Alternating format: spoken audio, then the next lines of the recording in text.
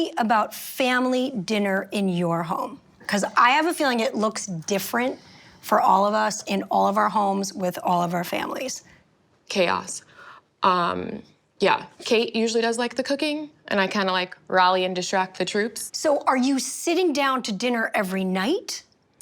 Yes, we do. But sometimes it's like the kids might like start eating first and then we like come in second. The biggest thing parents need at mealtime is patience, because it usually never goes as planned. But like the nights when we can like all sit, it's like pretty cool. But then we like speed eat, because like the 4-year-old, after like 5 seconds, he's like, I'm done, and like takes off running. Well, I feel like what you said to kind of kick this off, the idea of it looks different for everybody. I mean, I also think it looks different every single night. The wildest thing my children have done at the dinner table is everything they do every single time we sit down for dinner. It's screaming, throwing food, just all of the basics. It's every toddler mom can relate.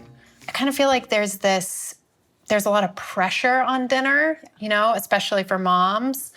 And sometimes it's like, I mean, I find it's just kind of about that intentional moment, no matter what it is. I can make it fun, and I'm really good at setting a table, but I don't do any cooking. Family dinner means to me that Pat cooks and T. Murphy gets to eat. But really, it's just together time, everybody coming together to share a meal. And I aspire to family meals, and I think there's that. I don't feel pressure, but I really like it, because I never had that. I've always been like a hustling, working mom with a commute. And it wasn't until, you know, the pandemic pause where we got to sit and gather for family dinners, and I was like, this is pretty great. Yeah.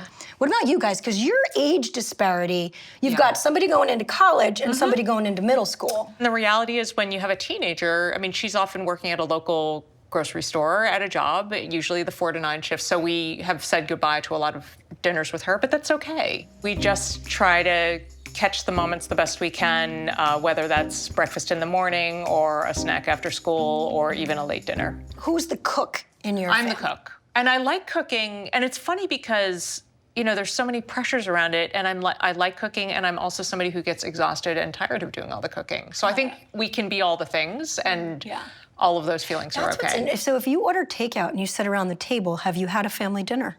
Yeah, Totally. absolutely. Yeah. You assembled. As long as there's food there, okay. Yeah. Because I'm really good at ordering, I have to say. Right now, we're in a transition stage, so eating around the table, having dinner together is not happening. Usually, it's me cooking, my husband eating a lot, sometimes while I'm cooking, which is so annoying. Oh my goodness, right? Family dinner means to me time spent together and sharing. During school year, it's probably 6:37. It gets a little later for some reason because there's all the things going on. And in the summer, it's around like 6:30. I think they feel like it's, there's the warm and it's the safety thing. It's just some extra time with my kiddos.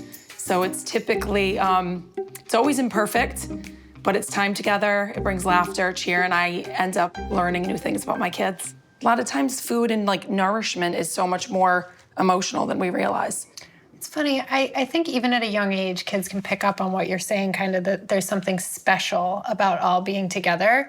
But I also go back to what you said earlier about chaos, right? Because it's like, especially with babies, I think we all know parenthood just completely changes your life overnight. And all of a sudden, you know, you're trying to have these dinners and you have a baby and it's just you kind of got to roll with it. But I grew up in an immigrant household, often with grandparents in the house, and I couldn't speak, we couldn't communicate because they spoke Korean and I didn't know how to speak Korean. So my grandparents and I never actually were able to talk. I'm sorry. She cried. I know, watery, bright eyes from the makeup.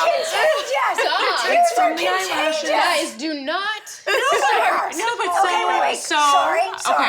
Okay. So we actually never could talk, but how we communicated was through food. Like my grandmother would teach me how to make mandu. It's like every culture has a dumpling, right? So we'd make dumplings, and that's like how we connected. You're never gonna forget those meals that those people in your life made for you. And quality time is a love language. It's like that's dinner time. Yeah. And then gifts, acts of kindness. That's like somebody cooking something for you, or bringing you something. It's a mom moment where they're conscious about what they're putting in their body and how they're taking care of themselves, and it's conversation that we're having, and it's a sit down moment. It's a moment where you stop and you rest and you are with the people you enjoy sharing a meal with. I just like hope that I can like show them and like tell them just like how important that is, you know, and that they just feel like the love and connection, like, you know, in those like moments that we have.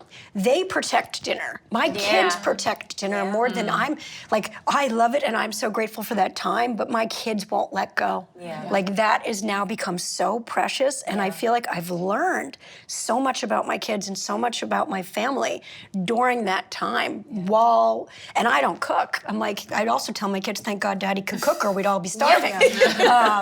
But that time is so precious and important to me, and I will protect that.